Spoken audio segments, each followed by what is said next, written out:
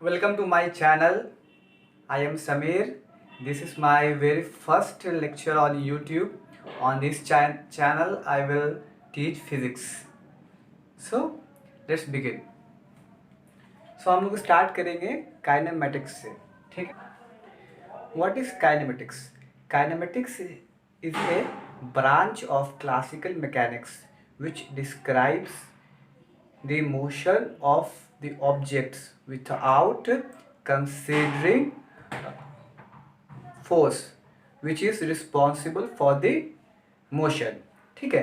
Kinematics में हम लोग यही पता करेंगे कोई बॉडी मोशन कर रहा है, क्यों कर रहा है ये हमको काइनेमेटिक्स में नहीं जानना होता है, ये डायनामिक्स का पार्ट है। जब हम लोग स्टार्ट करेंगे काइनेमेटिक्स के अंदर मोशन। देखो, सबसे पहले जानना होता है मोशन क्या होता है। मोशन, अगर कोई भी ऑब्जेक्ट अपना पोजीशन चेंज करे with respect to time, then we say body is in motion. ठीक है। सो इसके अंदर स्टार्ट करेंगे हम लोग 1D मोशन से।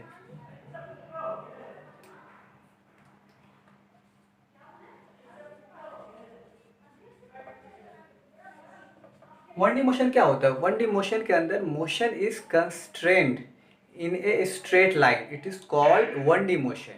2D मोशन होता है जिसमें मोशन स्ट्रेट लाइन पे कंस्ट्रेंट नहीं होता है, मतलब एक्स डायरेक्शन में मोशन कर रहा है और वाई डायरेक्शन में मोशन कर रहा है। For example projectile motion, it is a 2 dimensional motion. But हम लोग यहाँ पे शुरुआत करेंगे 1D मोशन से। तो इसका एक लाइन लिख लो, motion is constrained in a straight line। ठीक है। तो मोशन पढ़ने के लिए ना तो कुछ फिजिकल क्वांटिटीज हम लोग को जानना होता है।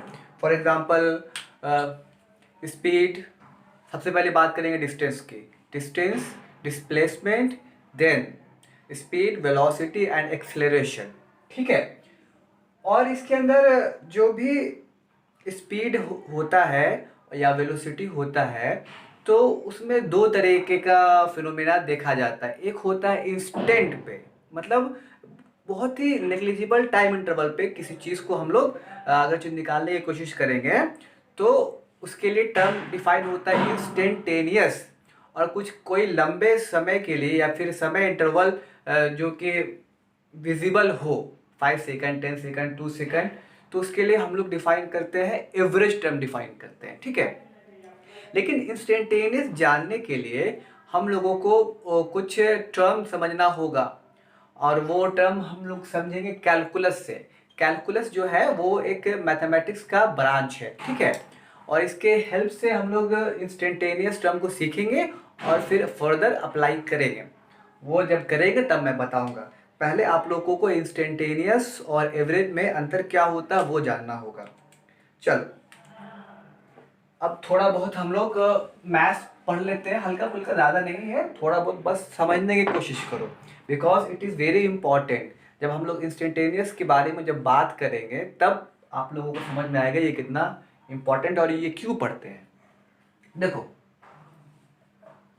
y is a function of x, इसका मतलब क्या हुआ?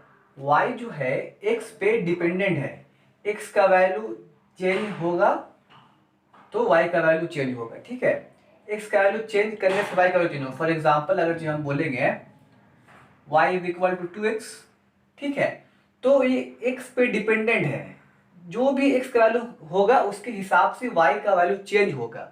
जैसे कि अगर x का वैल्यू मान लो सपोज 1 रखेंगे तो 2 इंटू 1 y का वैल्यू क्या हो जाएगा? 2 हो जाएगा। x का वैल्यू अगर 2 रखेंगे 2 इंटू 2 y का वैल्यू 4 हो जाएगा। x का वैल्यू अगर 3 रखेंगे 3 इंटू 2 y का वैल्यू 6 हो जाएगा। तो इसका मतलब ये हुआ कि x जो है y पे डिपेंडेंट है, मतलब x को चेंज करने से y का वैल्यू चेंज होता है। ठीक है।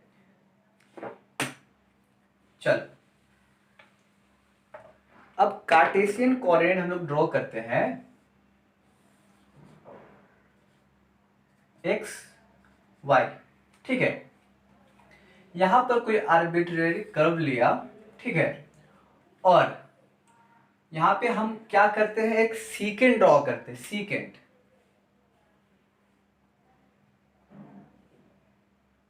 देखो सेकेंड क्या होता है, सेकेंड होता है कोई भी कर्व के दो पॉइंट को जो लाइन जोड़ती है उसको कहते हैं सीकेंड।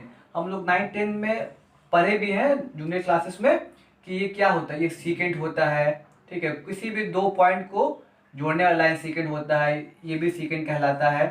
तो ये सीकेंड से सर्कल के लिए नहीं डिफाइन होता है, किसी भी आर्बिट्री कर्व के लिए जो दो पॉइंट पे कट करता है किसी कर्व को वो सेकेंड कहलाता है। और जो किसी एक पॉइंट पे टच करता हुआ लाइन जाता है उसको बोलते हैं टेंजेंट। ठीक है, तो ये आप लोगों को थोड़ा सा बेसिक मैंने बताया। अब देखो यहाँ पे ये सेकेंड ड्रॉ किया पहले। अब सपोज ये पॉइंट ए है और ये पॉइंट बी है, तो ए के कॉरस्पॉन्ड एक्स का वैल्यू x1 है, x है। अब बी के कॉरस्पॉन्ड x का वैल्यू थोड़ा बढ़ गया, x प्लस डेल्टा x। ठीक है, और x के कॉरस्पॉन्ड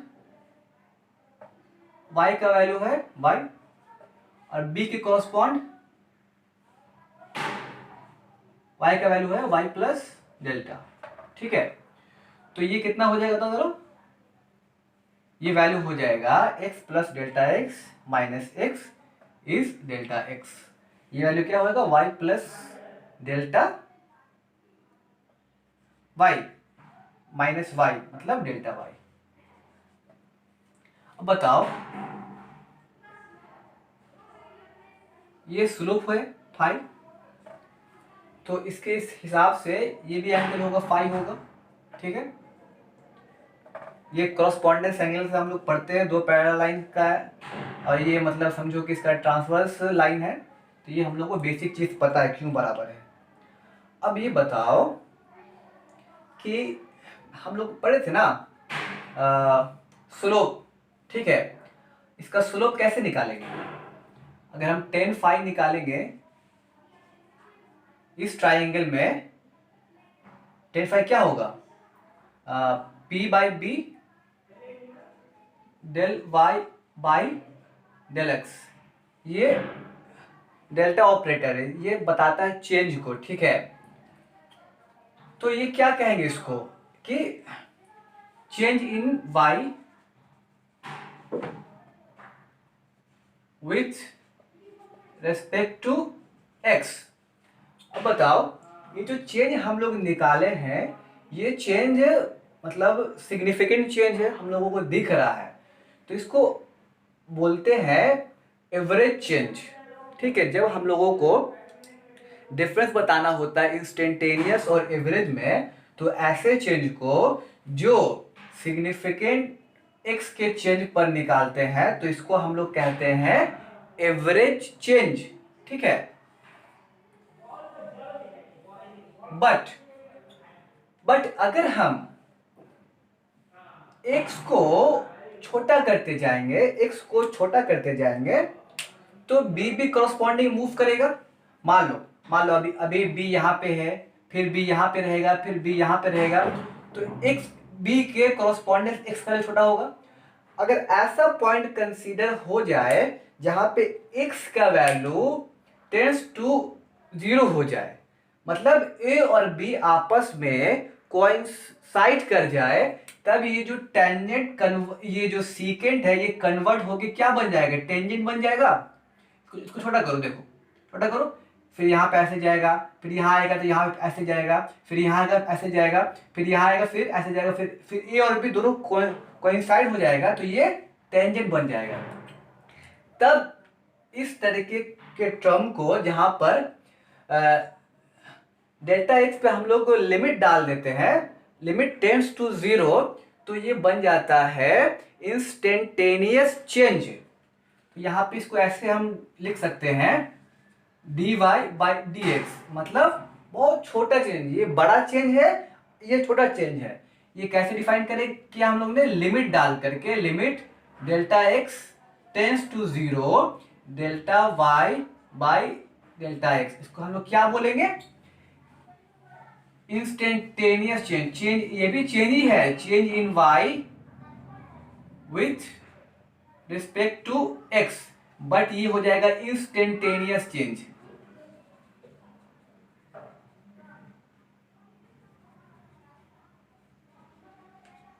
और ये हो जाएगा एवरेज चेंज। ठीक है, ये समझ लो बहुत ही इंपॉर्टेंट कॉन्सेप्ट मैंने आप लोगों को बताया है और इसका बहुत काम आएगा जब हम लोग पढ़ेंगे instantaneous velocity, instantaneous speed, instantaneous acceleration, जो भी है। ठीक है, अब इसको मैं पॉइंट वाइज लिखा देता हूं, आप इन दोनों चीजों को याद रखना। पहला क्या है, del Y by del X, change in Y with respect to X. ठीक है, ग्राफिकली क्या दे गई है,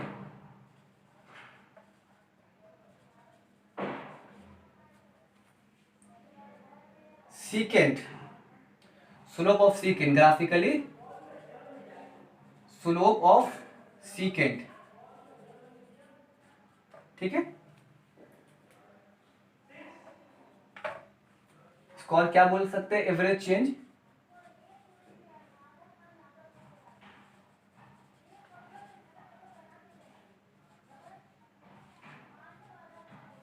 ठीक है, दूसरा टर्म डिफाइन करेंगे हम लोग, D Y by D X. ये भी क्या होगा, change in Y with respect to X. इसको सिंपल हम लोग बोल देंगे instantaneous change.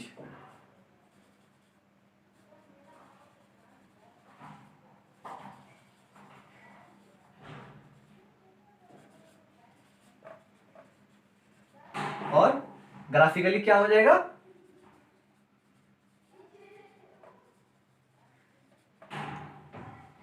Slope of tangent.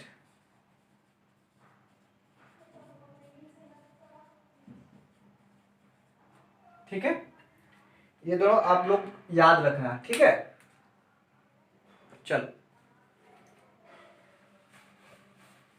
अब थोड़ा सा हम लोग मैक्सिमा मिनिमा का हल्का फुल्का कॉन्सेप्ट जान लेते हैं। अगर कोई अच्छा क्वेश्चन आता है एग्जाम में तो इसका बहुत ज़्यादा यूज होगा। ठीक है, चल जितना बताते हैं बस उतना ही ध्यान रखना, फिर आप लोग अगर मैथ्स पढ़ोगे ना तो ये सब चीज़ डिटेल में आप लोगों को पढ़ाया जाएगा।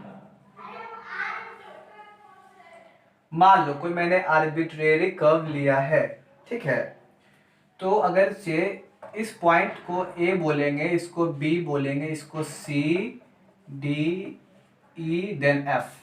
ठीक है, तो अगर एक पॉइंट ए पॉइंट पे अगर स्लोप निकालेंगे तो ये सपोज स्लोप ऐसे होगा। अगर स्लोप एक्यूट होता है, 90 से छोटा होता है, तो स्लोप को पॉजिटिव बोलते हैं।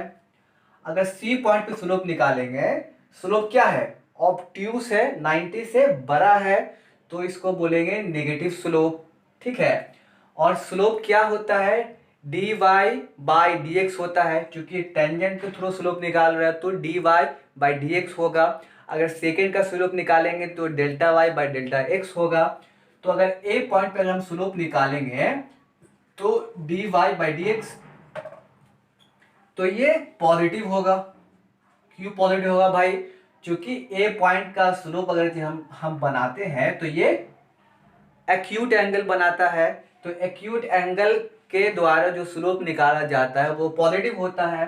सी पॉइंट पर अगर स्लोप निकालेंगे तो ऑब्ट्यूस होगा, ऑब्ट्यूस एंगल के द्वारा जो स्लोप निकाला जाता है वो नेगेटिव होता है। एंड बी, एक्स एक्सिस से जो पैरेलल लाइन होता है वो उस पर स्लोप क्या होता है, जीरो होता है। कोई स्लोप कहाँ है इस पे, एक्स एक्सिस में कोई इंक्लिनेशन दिख रहा है आपको, नहीं, एक्स के पैरेलल है, मतलब क्या, स्लोप जीरो है। तो यहाँ पर D Y by D X is equal to zero, यहाँ पर D Y by D X is less than zero. ठीक है, सिंपल। यहाँ पर भी वही चीज अगर करेंगे, यहाँ ऑब्ट्यूस बना रहा है, जब ऑब्ट्यूस बनाएगा तो स्लोप नेगेटिव, यहाँ पे एक्यूट बनाएगा, एक्यूट एंगल ऑपरेशन में क्या होता है, ठीक है, क्लॉकवाइज घूमेंगे, फिर देखेंगे कि एंगल 90 से बड़ा या छोटा है। ठीक है, एफ पॉइंट पे स्लोप कैसा हो रहा है, ये स्लोप हो रहा है एक्यूट हो रहा है, तो मतलब ये पॉजिटिव स्लोप है। यहाँ पर स्लोप नेगेटिव है, लेस देन 0। यहाँ पर क्या स्लोप 0 है, x के पैरेलल है, मतलब स्लोप 0 है। ई पॉइंट पे क्या होगा, dy बाई डी एक्स क्या होगा, 0 होगा। f पे स्लोप एक्यूट है, तो क्या होगा, dy बाई डी एक्स क्या होगा, ग्रेटर देन 0 होगा। ठीक है, तो इससे हम ये समझे कि स्लोप अगर डिक्रीजिंग कर रहा है, स्लोप अगर डिक्रीजिंग कर रहा है, तो उसके बीच में कोई ऐसा पॉइंट है जिसका इस पे स्लोप 0 है, तो वो पॉइंट आपको देगा मैक्सिमा। अगर स्लोप इंक्रीजिंग नेचर का है, नेगेटिव है, 0 है, पॉजिटिव है, तो उसके विसिनिटी में, उसके आसपास बीच में कोई ऐसा पॉइंट आएगा जिसपे स्लोप 0 होगा, तो आपको वो मिनिमा देगा। बस इतना आपको ध्यान रखना है। ठीक है, बताना चाहता हूं, आप लोग उसको याद रखना है, ध्यान में रखना है। आगे क्वेश्चन, अच्छा क्वेश्चन सॉल्व करने में ये सब काम आएगा। ठीक है, तो मैंने आप लोगों को अभी क्या समझा है, कुछ समरी है, यहाँ पे आप लोग नोट करना है। ठीक है, पहला पॉइंट क्या होगा, मैक्सिमा होगा, क्यों होगा, dy बाई डी एक्स 0 है। ठीक है, और मैक्सिमा देखो, dy by D x 0 maxima में भी होता है, मिनिमम में भी होता है। लेकिन ये पता करने के लिए पहले तो आप ग्राफ का नेचर देख लेना कनकेविटी से। अगर ग्राफ नहीं दिया है तब भी अगर कुछ क्वेश्चन ऐसा है, तो उससे ये सब पॉइंट को समझ करके हम लोग पता कर सकते हैं कि कोई भी पॉइंट मैक्सिमा है या मिनिमा है। ठीक है, अब बताओ दूसरा पॉइंट नोट कर लो, फिर मैं इसको एक्सप्लेन थोड़ा सा और मैं कर दूंगा। ठीक है, एट पॉइंट ई क्या देगा, मिनिमा देगा। क्यों देगा, dy by D X is equal to 0 है। और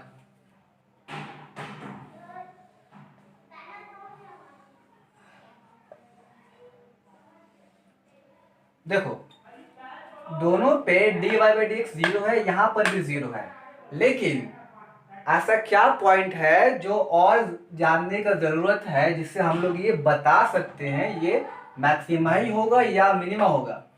तो क्या हम लोग पढ़े थे, स्लोप अगरचे डिक्रीजिंग नेचर का है तो क्या होगा, मैक्सिमा मिलेगा। अगर स्लोप इंक्रीजिंग नेचर का है तो क्या होगा, मिनिमा मिलेगा। और डिक्रीजिंग नेचर, इंक्रीजिंग नेचर क्या हुआ, देखो स्लोप पॉजिटिव मतलब एक्यूट एंगल के द्वारा बनाया स्लोप पॉजिटिव, स्लोप नेगेटिव मतलब ऑब्ट्यूस एंगल के द्वारा बनाया हुआ स्लोप नेगेटिव। ठीक है, तो यहां पर dy by D X at b minus is greater than 0, dy by D X at b plus less than 0। ठीक है, तो b के जस्ट पहले स्लोप पॉजिटिव है और b के जस्ट आगे स्लोप नेगेटिव है। ठीक है, मतलब स्लोप डिक्रीजिंग नेचर का है। ठीक है, यहां पे क्या होगा, ये के dy by D X at e minus less than 0, dy by D X at e plus is greater than 0। ठीक है, यहां समझ में आया। यहां पे आप लिख लो slope decreasing nature, slope increasing nature. ठीक है, नेचर ऑफ स्लोप डिक्रीजिंग, यहां पे क्या होगा, नेचर ऑफ स्लोप इंक्रीजिंग। ठीक है, तो मैं एक बार फिर से एक्सप्लेन करने की कोशिश कर रहा हूं। ठीक है, आप लोग समझना, ध्यान से समझना। ठीक है, कोई भी आर्बिट्रेरी कर्व मैंने ले लिया, ठीक है, और किसी भी और उसके पॉइंट पर मैंने स्लोप निकालने का कोशिश किया, ठीक है। अगर स्लोप डिक्रीजिंग नेचर का मिल रहा है, मतलब पहले स्लोप पॉजिटिव है, फिर जीरो है, फिर नेगेटिव है, मतलब स्लोप घट रहा है, तो एक ऐसा पॉइंट जिसपे स्लोप जीरो है और उसके विसिनिटी में उससे जस्ट पहले स्लोप पॉजिटिव है, उससे उसके जस्ट बाद स्लोप नेगेटिव है, तो ये स्लोप कैसा हो रहा है, डिक्रीज कर रहा है। तो एक बीच में एक ऐसा पॉइंट होगा जहां पर स्लोप जीरो होगा, वो पॉइंट हमको देगा मैक्सिमा। सीधे जैसे इसका उलट करेंगे, स्लोप निकालेंगे, ठीक है, स्लोप अगरचे इंक्रीजिंग नेचर का हो रहा है, मतलब किसी पॉइंट के जस्ट पहले स्लोप क्या है, स्लोप क्या है, स्लोप नेगेटिव है, उसके बाद स्लोप जीरो है, उसके बाद स्लोप पॉजिटिव है, तो स्लोप क्या हो रहा है, इंक्रीज हो रहा है, नेगेटिव से पॉजिटिव जा रहा है, तो बीच में एक ऐसा पॉइंट मिलेगा जहां पर स्लोप जीरो होगा। स्लोप मतलब dy बाई डी एक्स, तो वैसे पॉइंट को बोलेंगे मिनिमा। चल ठीक है, इतना काफी था, इसको ध्यान में रखना, ठीक है। ये थोड़ा सा डिफिकल्ट पार्ट था, अब हम लोग बढ़ते हैं आसान चीजों की तरफ। हम लोगों ने क्या बात किया था कि काइनेमेटिक्स समझने के लिए कुछ फिजिकल क्वांटिटी को समझना जरूरी होता है। पहले हम लोग समझेंगे डिस्प्लेसमेंट, सॉरी डिस्टेंस, साथ में डिस्प्लेसमेंट देख लो। पहले मैं एक्सप्लेन करूंगा, उसके बाद मैं आपको पॉइंट नोट करा दूंगा, ठीक है। देखो डिस्टेंस क्या होता है, सबसे पहली बात है डिस्टेंस एक फिजिकल क्वांटिटी है, ठीक है, फिजिकल क्वांटिटी है, और ये इसका यूनिट क्या, इसका यूनिट क्या होता है, मीटर होता है। डिस्प्लेसमेंट क्या है, डिस्प्लेसमेंट एक फिजिकल क्वांटिटी ये भी है, ये क्या है, ये वेक्टर क्वांटिटी है। डिस्टेंस क्या है, स्केलर क्वांटिटी है। ये पाथ पे डिपेंड करता है, ये डिस्प्लेसमेंट पाथ पे डिपेंड नहीं करता है, ठीक है। ये कभी नेगेटिव नहीं हो सकता, और ये नेगेटिव भी हो सकता है, पॉजिटिव भी हो सकता है। डिस्टेंस और डिस्प्लेसमेंट बराबर भी हो सकता है, but distance is greater than equal to displacement. Displacement कभी भी डिस्टेंस से बड़ा नहीं हो सकता है, ठीक है।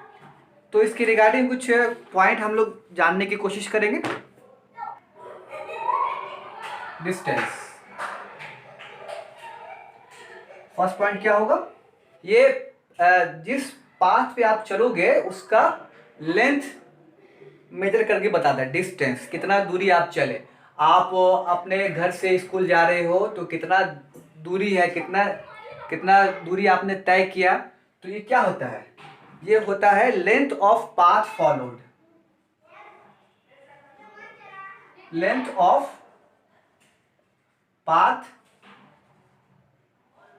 फॉलोड, बात समझ में आ रही है बात को, कि आपने कितना घर से उतरे, गली से निकले, फिर वहां पर क्या बोलते हैं, बस पकड़े, बस पकड़ के स्कूल गए, तो मैंने कितना डिस्टेंस तय किया घर से रोड तक आने में, समझो 1 किलोमीटर, फिर बस ने तय किया गया 10 किलोमीटर, तो टोटल कितना दूरी तय किया गया, मैंने टोटल दूरी तय किया 11 किलोमीटर, ठीक है।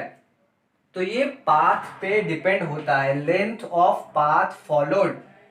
ये दूसरा क्या होता है, it is a scalar, it is a scalar physical quantity, scalar.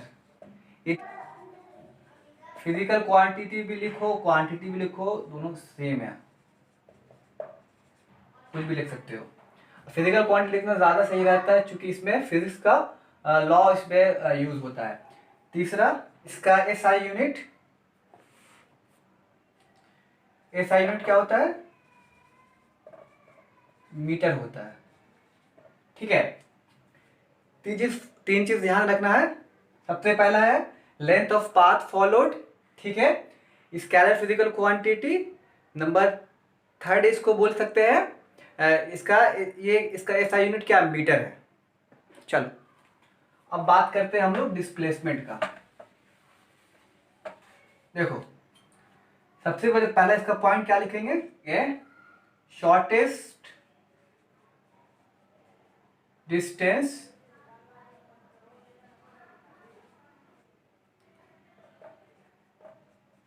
Initial and final position. ठीक है, shortest distance between initial and final position. ठीक है, दूसरा क्या याद रखना है, ये वेक्टर क्वांटिटी है।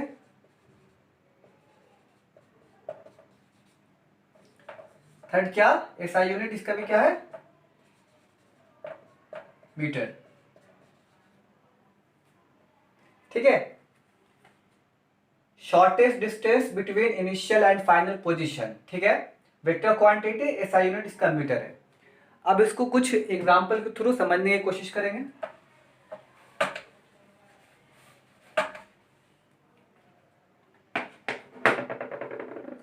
देखो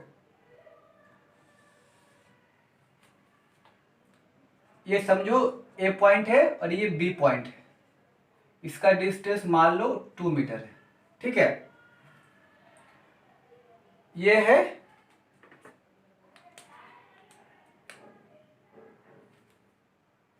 ये पाथ 1 है। ठीक है,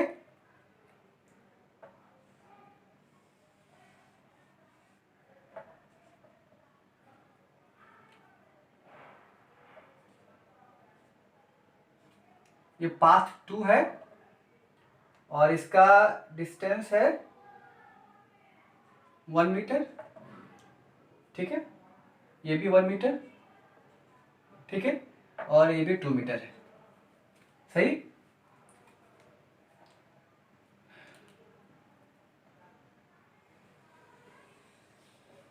ये पाथ 3 है। ठीक है, ये समझ लो तुम, ये सेमी सर्कल है और ये इसका क्या है, रेडियस है। ठीक है, और ये कोई आर्बिट्रेरी पॉइंट है, पाथ 4। इसको मैंने मेजर किया है मेजरमेंट से, टेप से। तो ये समझो ये मिला हमको 5 मीटर मान लो अप्रोक्स, इसका लेंथ है 5 मीटर। ठीक है, तो आप लोगों को बताना है कि डिस्टेंस और डिस्प्लेसमेंट सबका निकाल के बताना है। चलो पहले आप इसको, कैसे, बोर्ड पे तो जगह है नहीं, पहले मैं इसको इसका वैल्यू मैं साइड में लिख लेता हूँ। ठीक है, फिर मैं इसको रब करके मैं उसको फिर बताऊंगा। फिर देख लो पहले पाथ 1।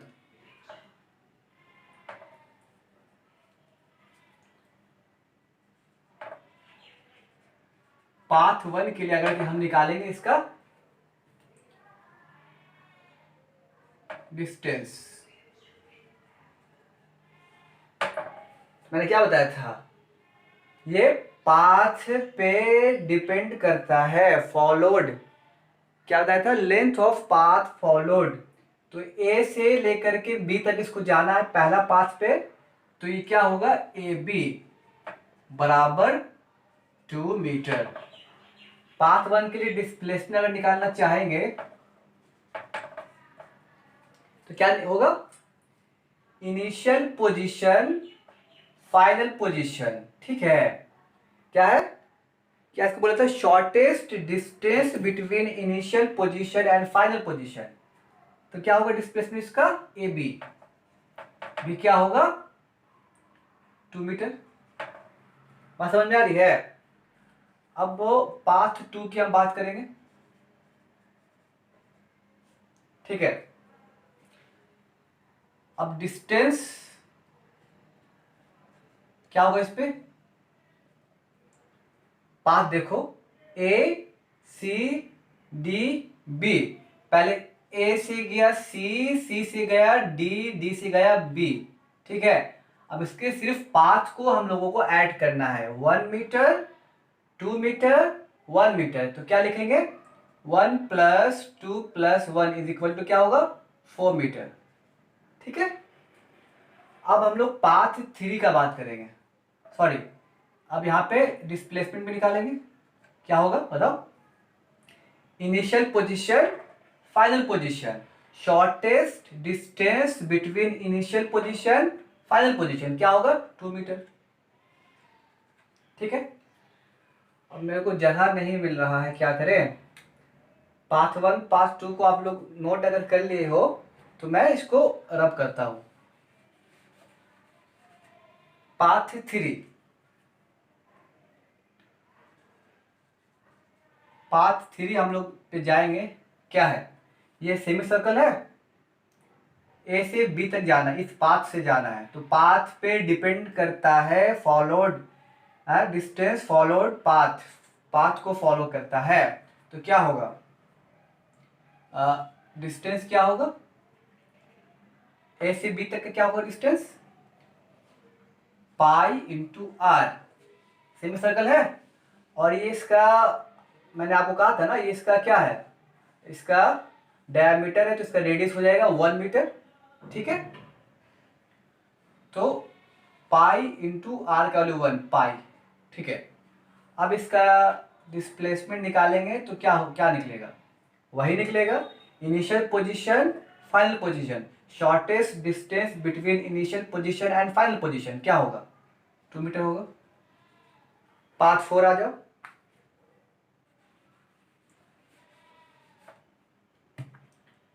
पाथ 4 अगर आप करोगे, पाथ 4 तो क्या है, इसका मैंने मेजर किया है, टेप से मैंने नाप लिया है। तो डिस्टेंस क्या होगा, 5 मीटर, और डिस्प्लेसमेंट क्या होगा इसका, again 2 metre, initial position, final position. तो हमको ये पता चला कि पाथ पे डिपेंड नहीं करता है डिस्प्लेसमेंट, और डिस्टेंस पाथ पे डिपेंड करता है। ठीक है।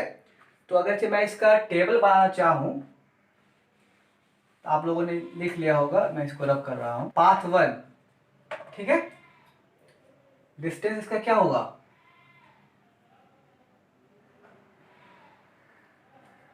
Path 1 2 metre, displacement 2 metre. Path 2, path 2 पे क्या होगा, 1 + 2 + 1 4 मीटर, डिस्प्लेसमेंट क्या होगा, 2 मीटर अगेन। पाथ 3 क्या होगा, pi, pi metre, again 2 metre. Path 4 क्या होगा, 5 मीटर, अगेन क्या होगा, 2 मीटर। और इसका डायरेक्शन जो होगा, इनिशियल से फाइनल की ओर जहां पे मूव कर रहे हैं, इस तरफ।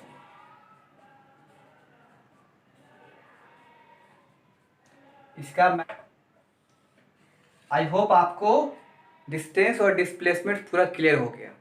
चलो अब हम लोग कुछ सम करते हैं। ठीक है, कुछ प्रॉब्लम करते हैं डिस्प्लेसमेंट और डिस्टेंस पे। चलो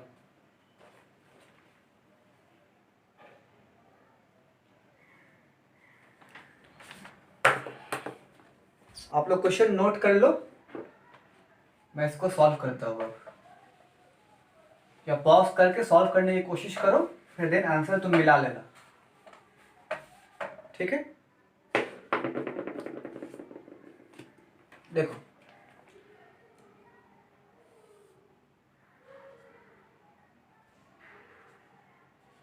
ए B C 5 kilometre and 4 kilometre. ठीक है, क्या कह रहा है, डिस्टेंस निकालेंगे पहले। Point A to point B to point C then back to point B. देखो ए से बी गया, पाथ को, सिर्फ पाथ को ऐड करते जाओ।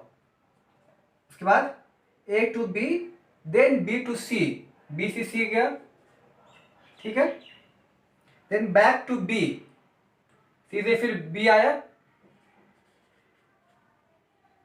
And then point C, then B से फिर से गया। क्या होगा बताओ? A B 5 kilometre, B C 4 kilometre, C B 4 kilometre, फिर बी सी 4 किलोमीटर। ऐड करो, 17 किलोमीटर। ठीक है। अब आओ डिस्प्लेसमेंट पे। क्या है? फाइनली वो सी पे पहुंच गया, तो क्या है?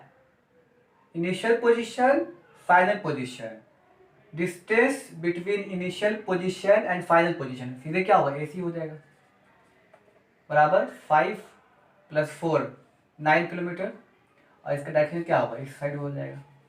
सिंपल था। चलो अब दूसरा, ये एक रेक्टेंगल है और ऑब्जेक्ट कहां से कहां जाता है? Object moves A to C. Object moves, थोड़ा शॉर्ट में क्वेश्चन लिख रहा हूं, समझ जाना। Object moves A to C, पहला निकालना क्या? डिस्टेंस, दूसरा क्या निकालना है? डिस्प्लेसमेंट। ठीक है, देखो सॉल्यूशन देखो इसका। ए से सी तक जा रहा है, ठीक है, तो कोई भी बंदा ये भी पाथ फॉलो कर सकता है या ये पाथ फॉलो कर सकता है, कोई दिक्कत नहीं है। बोला नहीं है कि कौन पाथ को फॉलो करना है। सपोज हम ये पाथ को फॉलो करके जा रहे हैं, ए बी सी, ठीक है, तो क्या हो जाएगा? Distance A B plus B C, 5 + 4 बराबर 9 किलोमीटर। ठीक है, या फिर यूनिट नहीं दिया है तो सीधा आप सीधे 9 यूनिट भी लिख सकते हो, कोई दिक्कत नहीं है। जब यूनिट मेंशन है तो किलोमीटर, मीटर, सेंटीमीटर जो मेंशन रहेगा लिख देना। अब वो अगर कोई बंदा ऐसे मूव करना चाहता है ए डी सी से, तब भी हो जाएगा। 4 + 5 9 किलोमीटर। पाथ मेंशन नहीं है, इसीलिए हम दो तरीके से हम लोग लिख सकते हैं, या फिर दोनों लिख दो, क्योंकि मेंशन है ना क्या? पाथ। तो A D plus D C, ये भी हो जाएगा 4 + 5 9 यूनिट। बट बात जब आता है डिस्प्लेसमेंट का, तो हो जाएगा वो shortest path between initial position to final position. यहां से यहां तक का शॉर्टेस्ट पाथ यही होगा ना, स्ट्रेट लाइन ऐसे। ठीक है, ये रेक्टेंगल है, तो रेक्टेंगल के हिसाब से ये इसका हाइपोटेनियस हो जाएगा। ठीक है, ए सी बराबर √5² + 4², 25 + 16, तो 6 5 11 2 1 3 3 1 4 41 यूनिट। ठीक है, देखो डिस्टेंस क्या होगा? Path followed A B B C C D D A B plus B C plus C D plus D A. ठीक है, तो क्या हो जाएगा? सीधा ये सरकमफ्रेंस हो जाएगा। तो क्या हो, सरकमफ्रेंस क्या होता है? 2πr। 2πr का वैल्यू कितना है? 5, तो 5 × 10 10 पाई यूनिट। ठीक है, अब इसका हम लोग निकालेंगे डिस्प्लेसमेंट।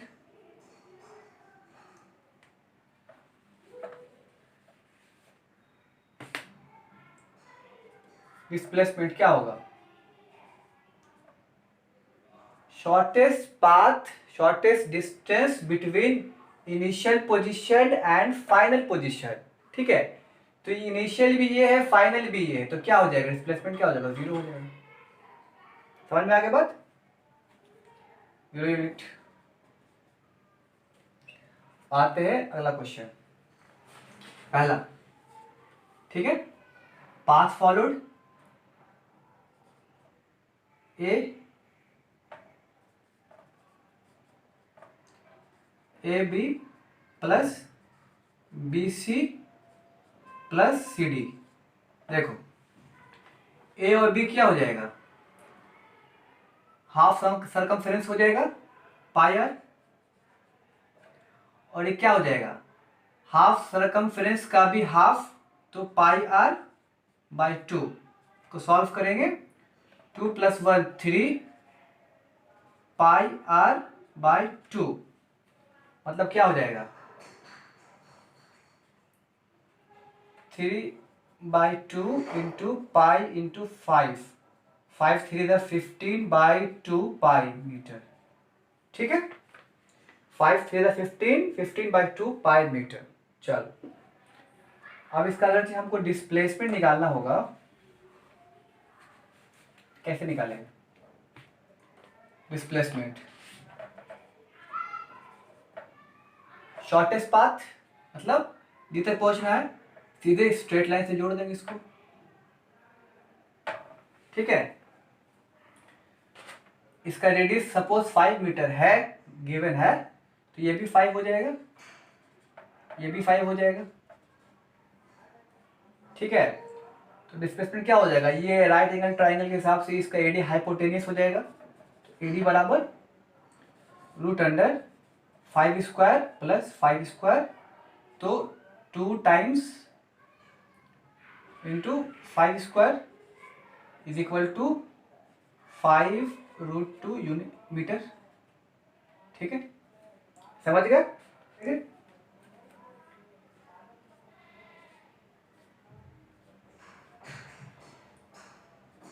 ए बी प्लस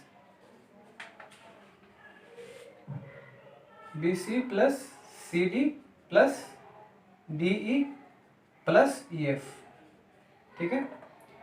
6 + 2 + 3 + 1 + 1, 6 + 2 8, 8 + 3 11, 1 12 + 1 13 मीटर।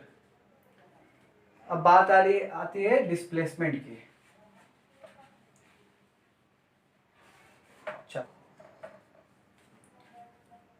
सिंपल क्या होगा, इनिशियल एंड फाइनल, ठीक है। ऐड कर देंगे 2 मीटर + 1 3 मीटर,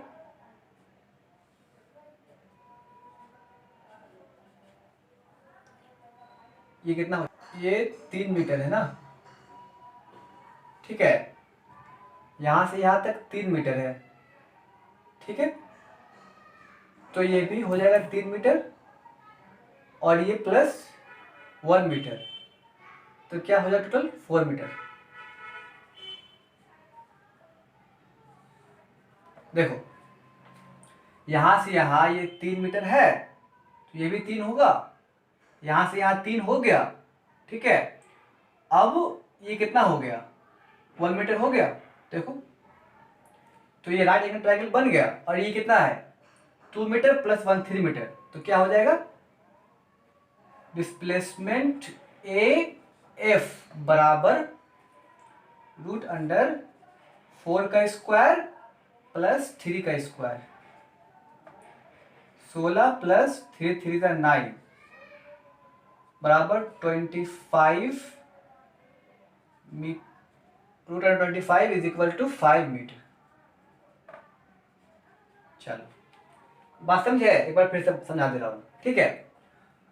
किसी भी ऑब्जेक्ट को ए से एफ तक मूव कर रहा है, पाथ फॉलो कर रहा है ये,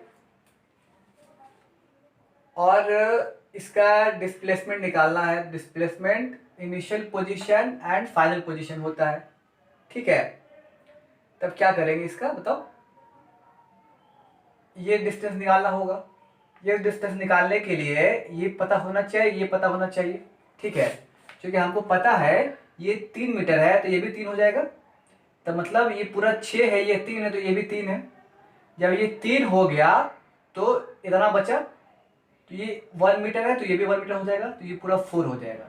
अब ये निकालना है, ये 2 मीटर है और ये 1 मीटर है, टोटल कितना होगा 3 मीटर हो गया। इसको सॉल्व कर लेंगे। चलो आज के लिए इतना ही था, फिर मिलते हैं नेक्स्ट लेक्चर में, इसको कंटिन्यू करेंगे आगे। चलो ठीक है, बाय।